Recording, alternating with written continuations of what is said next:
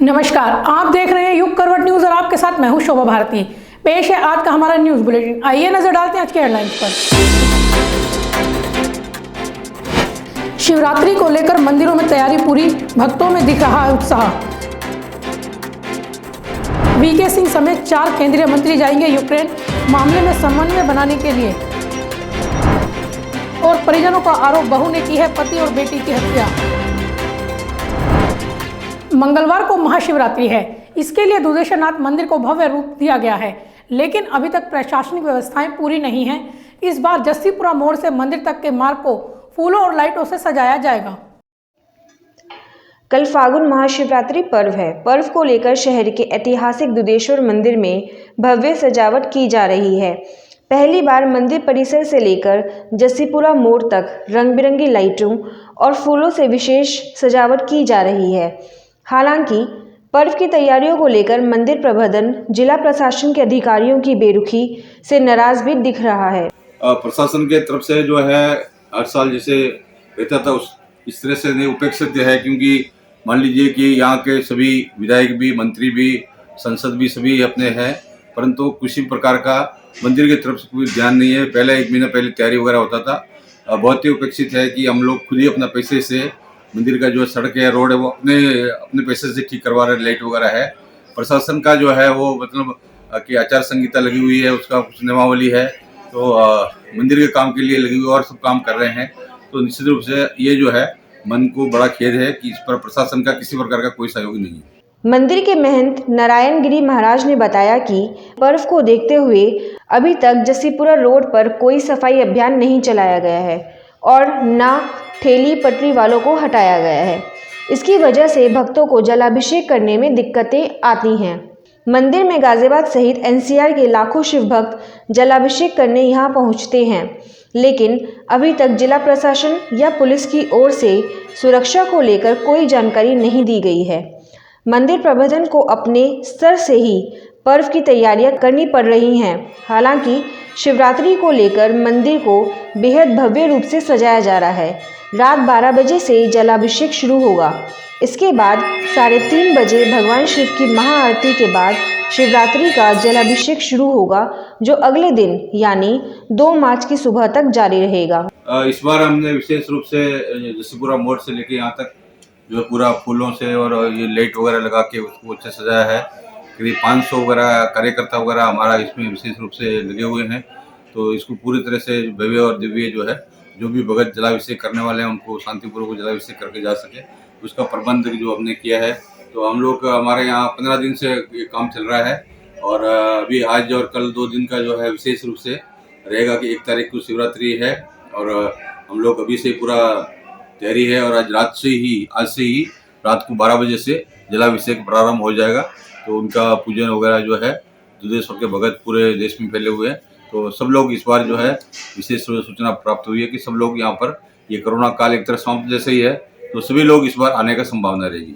भगवान शिव की 8 पहर की आरती और रुद्राभिषेक किया जाएगा व 56 व्यंजनों का भोग लगाया जाएगा। जलाभिषेक से पूर्व भगवान शिव की बारात एवं विवाह का आयोजन किया गया। रात 9 बजे शिव बारात मंदिर परिसर से निकाली जाएगी। रात 11 बजे भगवान शिव माता पार्वती की जयमाला के उपरांत विवाह हो गया। महंत नारायण गिरी ने बताया कि 28 फरवरी की मध्य रात्रि 12 बजे से जलाभिषेक प्रारंभ होगा, जो पूरे दिन जारी रहेगा। शिव भक्तों को कोई दिक्कत ना हो, इसके लिए मंदिर प्रशासन की ओर से व्यापक प्रबंध किए गए हैं। व्यवस्थाओं को लेकर 200 की संख्या में स्वयंसेवक तैनात किए गए हैं। तो वहीं मंदिर परिसर में सीसीटीवी कैमरे से निगरानी की जाएगी। 3 साल कोविड के कारण मंदिर में आयोजन नहीं हो पाए थे, इसलिए इस वर्ष लोगों में कुछ ज़्यादा ही उत्साह है। देखिए कि विशेष रूप से करीब 3 साल से तो पूरा शिवरात्रि में कोई भी भगत आते नहीं थे। पूरा मंदिर बंद जैसे था और पूरा रुका हुआ था। इस बार जो है भक्तों का ज़्यादा संख्या में, जैसे बहुत से 3 साल से रुके हुए हैं, तो अभी भी मैं सोमवार को भी देखा कि बहुत भयंकर भीड़ रहती है अभी। तो इस बार जो है 5 से 8 लाख लोग जो है इसमें पूरा अपना एनसीआर और पूरे देश से लोग आते हैं दर्शन करने के लिए। तो इस बार विशेष रूप से बहुत संख्या में भीड़ रहने वाली है। ब्यूरो रिपोर्ट युग करवट। यूक्रेन में फंसे भारतीय छात्रों को स्वदेश लाने के लिए सरकार हर संभव कदम उठा रही है। केंद्र सरकार ने अपने 4 मंत्रियों को यूक्रेन के पड़ोसी देश भेजने का फैसला किया है। ये लोग वहां छात्रों और सरकार के बीच समन्वय का काम देखेंगे। यूक्रेन और रूस के बीच जारी युद्ध अब 5वें दिन पर प्रवेश कर गया है। रविवार को रूस की ओर से न्यूक्लियर यूनिट को अलर्ट करने के बाद से ही पूरी दुनिया के देशों में बैठकों का दौर चल रहा है। यूक्रेन संकट पर प्रधानमंत्री नरेंद्र मोदी ने हाई लेवल मीटिंग बुलाई है।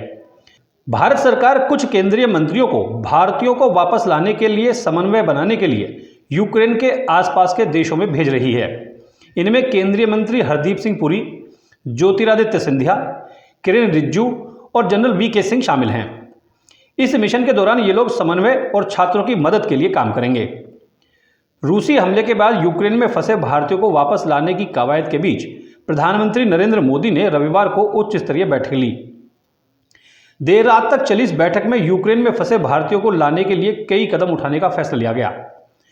बैठक में प्रधानमंत्री ने कहा कि भारतीय छात्रों की सुरक्षा और उनकी जल्द वापसी सुनिश्चित करना ही सरकार की प्राथमिकता है। बैठक में प्रधानमंत्री नरेंद्र मोदी के साथ विदेश मंत्री एस जयशंकर, विदेश सचिव हर्षवर्धन श्रृंगला, राष्ट्रीय सुरक्षा सलाहकार अजीत डोभाल, नागरिक परिवहन मंत्री ज्योतिरादित्य सिंधिया और जनरल वी.के. सिंह तथा केंद्र सरकार के कुछ वरिष्ठ अधिकारी मौजूद रहे।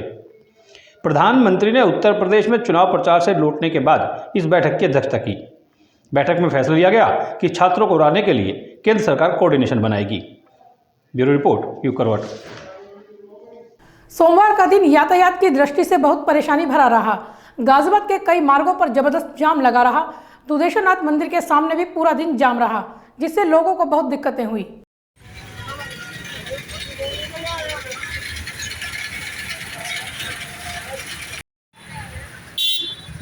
प्रशासन की लापरवाही का नतीजा देखिए। ये जस्सीपुरा मोड़ से गौशाला अंडरपास की ओर जाने वाली सड़क है। सोमवार को यहां सुबह से लेकर शाम तक जाम लगा रहा। दुधेश्वरनाथ मंदिर में शिवरात्रि की तैयारी चल रही है। यहां मुख्य द्वार को सजाने का काम किया जा रहा है। इसके साथ ही आज सोमवार होने की वजह से भक्तों की भीड़ भी ज़्यादा थी। पूरे दिन लगे रहे जाम की वजह से मंदिर आने जाने वाले लोगों को बहुत परेशानी हुई।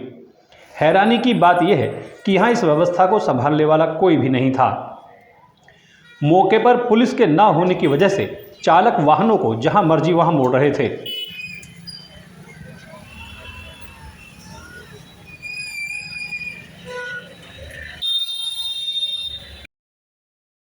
हालांकि शिवरात्रि पर व्यवस्था बनाने के लिए ट्रैफिक पुलिस ने यातायात संबंधी गाइडलाइन जारी की है।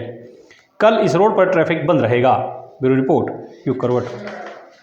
बहरामपुर में 3 दिन पहले एक आदमी और उसकी 1 साल की बेटी के शव मिले थे। तब मामला आत्महत्या का लग रहा था, मगर अब परिजनों ने हत्या का आरोप लगाया है। उन्होंने अपनी बहू को ही हत्या की साजिशकर्ता बताया है। विजयनगर थाना क्षेत्र के गांव बहरामपुर में रहने वाले पेट्रोल पंप कर्मी हापुड़ के अमित चौहान और उसकी अबोध पुत्री भूमिका की मौत को हत्या बताकर मृतक के परिजनों ने एसएसपी से गिरफ्तार करने की मांग की है। एसएसपी को दिए गए प्रार्थना पत्र में मृतक के पिता राजकुमार और अन्य परिजनों ने बताया कि उनके 24 वर्षीय पुत्र और 1 साल की पोत्री की हत्या पुत्रवधू ने की है। जब मैं इंस्पेक्टर से बात की मैंने, तो इंस्पेक्टर ने सीधे सीधे इस मर्डर को सुसाइड में अपनी तरफ से ही डिसाइडेड कर दिया कि ये मर्डर, ये सुसाइड है, मर्डर नहीं है। हमने बार बार वहाँ पूरी पब्लिक कह रही है कि मर्डर है। और पड़ोसियों से पूछ लो, जो एक्सीडेंट जहाँ पे इंसिडेंट हुआ है, उस इंसिडेंट की जगह पे लोग बाग सारे ये कह रहे हैं, जब फर्स्ट टाइम उसे देखा गया कि ये तो सीधा सीधा, जबकि वो पुलिस भी कह रही है, वहाँ पे पुलिस वाले जो सिपाही थे वो ये कह रहे थे कि ये सुसाइड नहीं है, ये तो मर्डर है सीधा सीधा। लेकिन बाद में उन्हें पता नहीं क्या हुआ, उन्होंने उस सुसाइड को, उस मर्डर को सुसाइड में बदल दिया, सुसाइड में बता। परिजनों के मुताबिक इस वारदात के पीछे अवैध संबंध होने और संपत्ति पर काबिज होने की साजिश का भी आरोप है। मृतक के परिजनों ने बताया कि विजयनगर थाना पुलिस ने उनकी तहरीर पर हत्या की रिपोर्ट दर्ज तो कर ली, लेकिन इतने दिन बीतने के बाद भी किसी को गिरफ्तार नहीं किया गया है। ये पूरा जो मामला है ये संपत्ति विवाद है। संपत्ति, जब मैं इंस्पेक्टर से बात की मैंने, तो इंस्पेक्टर ने सीधे सीधे इस मर्डर को सुसाइड में अपनी तरफ से ही डिसाइडेड कर दिया कि ये मर्डर, ये सुसाइड है, मर्डर नहीं है। हमने बार बार वहाँ पूरी पब्लिक कह रही है कि मर्डर है। और पड़ोसियों से पूछ लो, जो एक्सीडेंट जहाँ पे इंसिडेंट हुआ है, उस इंसिडेंट की जगह पे लोग बाग सारे ये कह रहे हैं, जब फर्स्ट टाइम उसे देखा गया कि ये तो सीधा सीधा, जबकि वो पुलिस भी कह रही है, वहाँ पे पुलिस वाले जो सिपाही थे वो ये कह रहे थे कि ये सुसाइड नहीं है, ये तो मर्डर है सीधा सीधा। लेकिन बाद में उन्हें पता नहीं क्या हुआ, उन्होंने उस मर्डर को सुसाइड में बदल दिया, सुसाइड में बता दिया। ही पुलिस हत्या में शामिल अभियुक्तों को गिरफ्तार कर लेगी। रिपोर्ट यू करवट। यूक्रेन में फंसे भारतीय छात्र छात्राओं के लिए भारतीय किसान यूनियन ने भी चिंता जताई है। यूनियन ने गाजियाबाद जिला मुख्यालय पर प्रदर्शन किया। उन्होंने केंद्र सरकार से तत्काल कठोर कदम उठाने की मांग की है। भारतीय किसान यूनियन ने यूक्रेन में फंसे भारतीय छात्रों की सुरक्षित वतन वापसी कराने के लिए डीएम के माध्यम से प्रधानमंत्री के नाम ज्ञापन सौंपा। भाकियू जिलाध्यक्ष चौधरी विजेंद्र सिंह ने ज्ञापन में कहा कि यूक्रेन में देश के हजारों छात्र फंसे हुए हैं जो वहां मुश्किल हालातों का सामना कर रहे हैं। यूक्रेन के नज़दीकी देशों की सीमा पर भारतीय छात्रों से दुर्व्यवहार किया जा रहा है। जो हमारे बच्चे विदेशों में फंसे हुए हैं उन्हें शीघ्र से शीघ्र लाया जाए। वो बहुत आपत्ति में है, उनके साथ बहुत परेशानियां हो रही हैं। उनके साथ में जो है वो भाग के जो है उससे जिस देश में झगड़ा हो रहा है यूक्रेन से जो है दूसरे देशों में भाग रहे हैं और उन्हें वो देश वाले बढ़ने नहीं दे रहे हैं। उनको जो है कई दिन खाना खाए बिगर हो गए हैं उन्हें। उनके साथ में बहुत आपत्तिजनक जो है मामले और वीडियो और फ़ोन आ रहे हैं बराबर किसान यूनियन के लोगों के पास में। तो आज हमने पूरे प्रदेश में जो है ये ज्ञापन देने का काम किया है। उन्हें शीघ्र से शीघ्र लाया जाए। चुनाव की रैलियां हमेशा चलती रहेंगी, होती रहेंगी, उन पर कम ध्यान देकर हम प्रधानमंत्री जी को अवगत कराना चाहते हैं कि इन बच्चों को बचाया जाए। 20,000 से ज़्यादा बच्चे हैं जो विदेशों में हैं, उन्हें शीघ्र से शीघ्र लाया जाए। आज 1 हफ्ता हो गया, ये काम तो 2 दिन में ही हो जाना चाहिए। वो 200-300 बच्चे जो हैं उन्हीं के साथ और जहाँ फालतू भेज दिए जाते वो सारे यार आ गए होते, तो उनके साथ में जो गलत व्यवहार हो रहे हैं वो तो नहीं हो पाते। तो हमारा यही कहना है कि उन्हें शीघ्र से शीघ्र लाया जाए। साथ ही सरकार से अपील है कि जल्द से जल्द छात्रों को वापस लाया जाए। जो नंबर छात्रों को दिए गए हैं वह भी काम नहीं कर रहे हैं, जिसकी वजह से छात्रों को भारी मुश्किलों का सामना करना पड़ रहा है। ब्यूरो रिपोर्ट यूप करवट। मुख्यमंत्री योगी आदित्यनाथ यूपी चुनाव में लगातार आक्रामक बने हुए हैं। यहां अभी 2 चरणों का मतदान बाकी है। इस बीच योगी ने अपने भगवाधारी होने पर गर्व जताया। एक बात मुझे बहुत खटकी है। कल आपने समाजवादी पार्टी के कुछ लोगों के बयान सुने होंगे और वह बयान सृष्टि का भी अपमान है, सनातन धर्म का भी अपमान है, भारत के संत समाज का भी अपमान है। उन्होंने क्या कहा, यानी भगवा को उन्होंने जंग के साथ जोड़ा है। लेकिन हां, मैं कह सकता हूं मैं भगवाधारी हूं।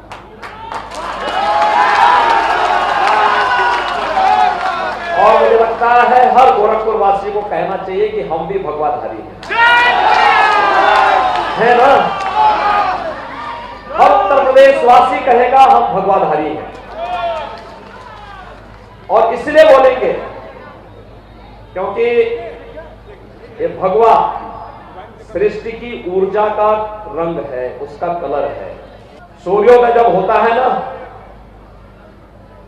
तो सूर्य की किरणें और भगवान सूर्य का कलर भी भगवा ही होता है। जो अग्नि हम सबकी ऊर्जा का कारण है उसका रंग भी भगवा ही है। और यही नहीं भाइयों बहनों, वैश्विक मंच पर स्वामी विवेकानंद ने एक बात कही थी कि गर्व से कहो हम हिंदू हैं। कहा था ना? उनका बाना कुछ और था क्या? उनका बाना भगवा ही था। क्या था? आप भी बोलो, मैं भगवाधारी हूं, हम भी भगवाधारी हैं। यूक्रेन में फंसे भारतीय छात्र छात्राएं बेहद तनाव और परेशानी में हैं। ये लोग वहां से वीडियो मैसेज भेजकर अपनी हालात बयां कर रहे हैं। इनकी सरकार से अपील है कि तुरंत सहायता पहुंचाई जाए। हम लोग सब रोमेनियन बॉर्डर पे खड़े हैं, रोमेनियन यूक्रेनियन बॉर्डर पे। हम अभी Ukrainian side of the border है एंड यहाँ पे कुछ नहीं है। सारे बच्चे आप प्लीज देखिए यहाँ पे क्या सिचुएशन है। अराउंड 500 to 600 बच्चे हैं और अभी तक पर डे ये लोग 150 से ज्यादा किसी को इवैक्यूएट भी नहीं कर रहे हैं। ये लोग इतनी खराब सिचुएशन है। ये लोग यूक्रेनियंस को बहुत प्रेफर कर रहे हैं, यूक्रेनियंस को भी प्रेफरेंस दे रहे हैं। इंडियंस को 1 या 2 निकाल रहे हैं एट अ टाइम और उसके 10 मिनट बाद के इंटरवल पे निकाल रहे हैं। एंड यहाँ पे यूक्रेनियंस को इतना हाई निकाल रहे हैं, मतलब इतना ज्यादा यूक्रेनियंस को एक साथ निकाल रहे हैं। दूसरा हम लोग रात कुछ बच्चे तो शाम 4 बजे से आ रखे हैं, कल शाम 4 बजे से, और कुछ बच्चे रात 11-12 बजे के हैं और अभी तक पूरी रात -5 डिग्री सेल्सियस में उन्होंने काटी। यहाँ पे कोई कैंप्स नहीं है। यहाँ पे कुछ एरिया आप देख सकते हैं कि कुछ कैंप नहीं है, कोई एरिया नहीं है।